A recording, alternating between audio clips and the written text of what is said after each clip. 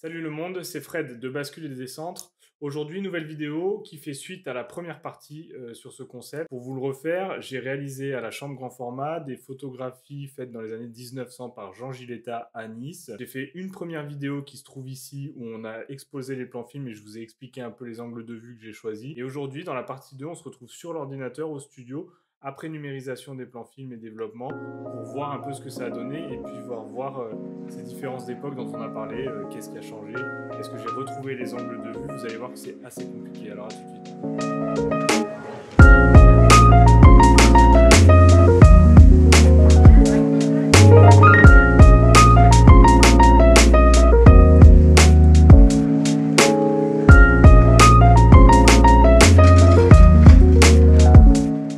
Voilà, donc on se retrouve sur Lightroom et je vous affiche tout de suite la première vidéo qu'on a faite ensemble sur la colline du château. C'est une vidéo qui s'appelle La Jetée Promenade qui a été faite dans les années 1900, ça s'affichera si c'est pas exactement ça. Alors, c'était très compliqué de retrouver le cadrage d'origine parce que comme vous le voyez là-dessus, c'est une photo où il y a énormément de végétation et j'ai pas forcément réussi à retrouver la même végétation, vous vous en doutez. En tout cas, j'ai réussi un peu à, je pense, trouver le même angle de vue. Je vais vous expliquer comment j'ai fait. Alors, donc ça c'est la photo d'origine qu'on voit ici à l'écran et ça c'est le plan film réalisé. Alors, brut comme ça ressemble pas vraiment. J'avoue que c'est pas oufissime comme ressemblance. On peut les mettre l'une à côté de l'autre comme ceci. Déjà celle-là elle est cadrée carré. Bon, on va la modifier un peu, hein. Et surtout, on se rend compte que la focale utilisée n'était pas du tout la même. Là-dessus, je pense qu'on était plus aux alentours du 50 mm, quand ici, on était avec mon objectif de 90. Donc sur une chambre 4.5, ça fait un 23 mm. Donc, pour se rapprocher un peu de ça, moi j'utilise le comparateur, mais là je ne vais pas le faire tout de suite parce que je sais à peu près. Alors vous voyez, je l'avais déjà recadré. Donc imaginez-vous, à l'origine, en 23, ça fait ça, hein. Donc c'est quand même assez énorme. On va la recadrer bien fortement en utilisant un ratio de 2 tiers, parce que sur la photo originelle, c'est du 2 tiers. On va essayer de faire comme ça. On va pas hésiter à taper large. Ok, alors ce que je vais faire, c'est que je vais les mettre l'une à côté des autres et je vais les comparer. Voilà. Vous voyez, là, on arrive à quand même quelque chose qui arrive petit à petit. On va remonter un peu. Non, on voit que là, on est trop bas. Mais sinon, on est pas mal. C'est pas... On va avoir du mal à zoomer autant, mais... ouais, il faudrait vraiment être encore plus... Non, on va recadrer encore, hein. On va recadrer encore, hein. Il n'y a pas de problème. C'est vraiment une petite partie du plan film, hein. Non, ça fonctionne pas bien. Ça me plaît pas.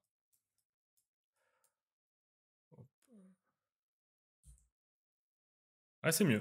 C'est un peu mieux. Vous voyez le résultat, là, on voit le résultat donc à la gauche de votre écran. Alors, pour me repérer, en fait, pour être sûr que j'avais à peu près le bon cadrage, je vais vous montrer comment j'ai fait. En fait, vous voyez ce bâtiment-là, là, ici, autour de ma souris, qui est donc, du coup, dans le prolongement du Negresco, et on voit, il y a 4 petites cases, là. Donc, on est dans l'axe du Negresco et les 4 petites cases. Et bien, quand on regarde ici, ben, on est pareil, vous voyez, dans le prolongement et dans l'axe des petites cases. D'ailleurs, on peut s'amuser et faire voilà, le cadrage originel, il est à peu près comme ça, hein. Vous voyez? Voilà, tac, à peu près, hein. Si on met le Negresco, ouais, vous voyez? Hop, voilà, comme ça, hop. Vous voyez? Voilà, c'est sympa comme ça, hein. Là on voit, donc elles sont pas comme ça exactement, mais en tout cas, ce qui est sûr, c'est que si vraiment on voulait ravoir le même format, on va essayer de le faire. Il faudra encore zoomer et faire vraiment une toute petite photo comme ceci. Voilà, mais du coup, on n'aurait plus du tout la végétation et on aura un rendu qui sera pas oufissime. C'est peut-être un petit peu trop. Ouais, peut-être, je bascule. Normalement, j'ai deux. Voilà. Voilà, là on y est, vous voyez, là on a à peu près le même angle. Bien sûr, la végétation n'existe plus et du coup, on n'a pas les mêmes repères. Mais en tout cas, ce qui est intéressant, c'est qu'on a cette jetée de promenade qui a complètement disparu. Moi, je vais continuer à la traiter pour augmenter le contraste. Bon, on peut le faire ensemble, là, à la limite.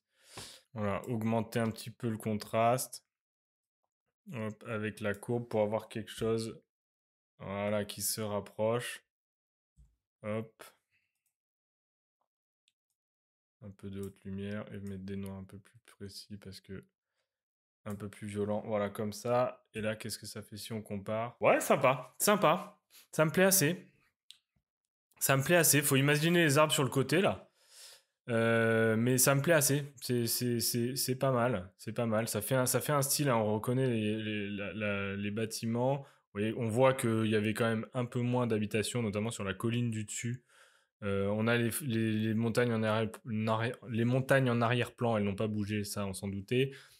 Mais en tout cas, ouais, c'est assez fun parce que on voit là sur cette zone-là qu'il y avait très peu de maisons quand ici c'est bien peuplé.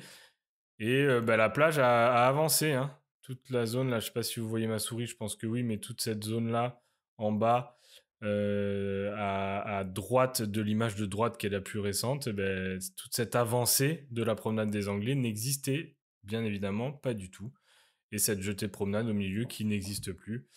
Voilà pour la première photo qu'on a faite. La deuxième photo, on était descendu, je vous mets la partie ici, on était descendu de la colline pour essayer de réaliser cette image-là que vous voyez ici, qui est donc juste en dessous de la plage de la colline du château. La photo, elle a été réalisée dans les années 1900 aussi. Elle représente la plage des Ponchettes. Là, clairement, vous allez voir j'ai pas du tout réussi à retrouver l'angle original parce que voilà la photo que j'ai sortie du plan film. Autant vous dire que c'est pas du tout la même, même si on recadre. Alors très franchement, elle n'a pas grand intérêt cette photo. Moi, elle me plaît pas des masses et vous verrez que un peu plus tard, j'en ai fait d'autres qui sont beaucoup plus flagrantes. Là, celle-là, elle ne montre rien à part un vulgaire passage piéton sur le côté, mais en tout cas, elle a rien à voir avec la photo d'origine. Je pense qu'en fait, sur la photo d'origine, il est beaucoup plus haut et quand on voit l'échelle du petit bonhomme là, il est beaucoup plus haut, beaucoup plus loin. Donc j'étais pas du tout au même endroit que lui, 200 ans après ou 100 ans après. J'étais pas du tout au même endroit que lui, donc ça ne fonctionne pas. Ensuite, la troisième photo que l'on a faite, celle-là elle est plus intéressante, même très intéressante, c'était celle en face du tram.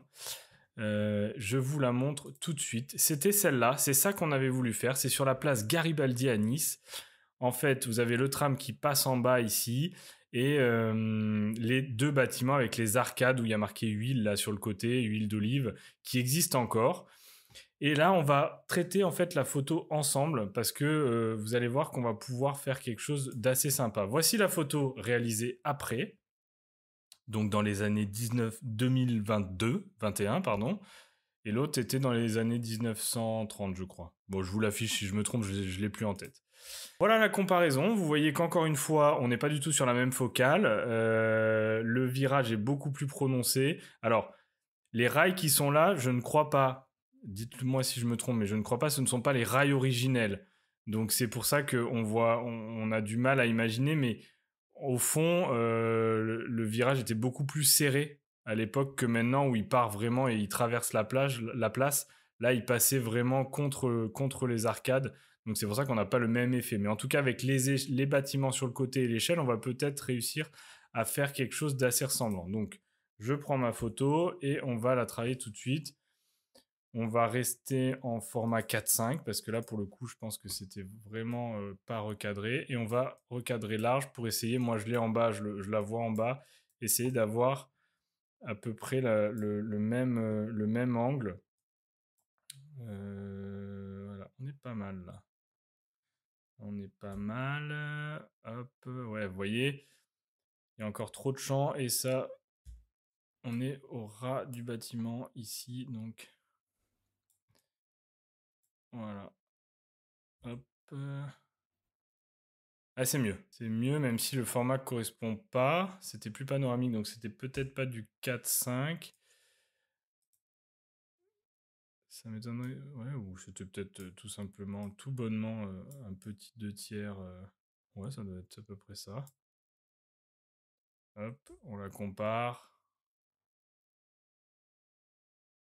Ouais, ça me plaît assez. Bon, il n'y a plus l'arbre, hein, bien évidemment, pour se rendre compte, mais vous voyez, on a les deux fenêtres qui sont ici et qui sont ici. Avec une fenêtre, là, on est pas mal, hein. On est pas mal, on a à peu près le même cadre avec la montagne au fond. Ouais, on est pas mal. Alors, on continue le traitement. On va garder ce cadrage-là. Moi, je vais juste, avec l'outil courbe, augmenter un peu le contraste. Alors, je le fais rarement parce que j'aime pas modifier. Je préfère réussir à réaliser mes corrections de contraste au développement directement dans la cuve en fonction des temps. Enfin, c'est assez technique, c'est pas l'objet de cette vidéo. Mais là, on va essayer de le faire sur Lightroom pour reproduire surtout son grain à lui, hein. C'était bien évidemment, ça c'est de la Delta 100. C'était bien évidemment pas de la Delta 100 à l'époque. Hop. Alors, un peu. Hop. C'est pas mal là. C'est pas mal, hein? Ouais, c'est bien. Ouais, c'est très très bien. Ouais, c'est très très bien. Voilà, donc vous voyez là, moi je vais pas beaucoup plus la toucher. Il faut quand même qu'on garde quelque chose de correct, hein. Vous voyez que même en zoomant, la définition, ça c'est le propre du plan film est énorme. Pour vous rappel, hein, voilà l'image d'origine. Là, vous la voyez. Donc vous imaginez le niveau de détail. Je pense qu'il faudrait refaire ces photos clairement avec un objectif un peu plus serré. Mais en tout cas, voilà. Je suis assez content de celle-là. Avec celle de la plage, là, de la vue du château, que j'aime beaucoup aussi. J'en ai fait d'autres. Je vais pas m'éterniser parce que la vidéo serait beaucoup trop longue, mais regardez, j'en ai un petit paquet, notamment avec certaines qui sont assez sympas. Je les publierai sur mon compte Instagram quand je les aurai toutes retravaillées, mais vous avez vu, j'en ai un certain nombre. Il y en a des très sympas qui collent vraiment bien à ce que je voulais faire. Celle-là, par exemple, du pêcheur avec maintenant le port. Vous voyez, en fait, je me suis repéré aux montagnes qui sont derrière. Et vous voyez on a à peu près le même angle de vue là, hein. Et par contre, on n'a pas du tout la même vue. Tout a changé. Le port s'est agrandi. Mais en tout cas, je vais continuer ce projet. Je vais continuer à les publier. Donc sur mon compte Instagram, on s'abonne si ça vous a plu. Si le contenu vous a plu et que cette vidéo vous a intéressé, n'hésitez pas à me le dire dans les commentaires, à me donner votre avis. Moi, ça m'aide beaucoup à faire augmenter le référencement, mais aussi la chaîne. En attendant, je vous laisse. Je vous souhaite une bonne année. C'est exactement ce que je viens de dire juste avant, mais c'est pas grave. En attendant, portez-vous bien, faites plein de photos, achetez-vous une chambre grand format, c'est extraordinaire. À bientôt, ciao!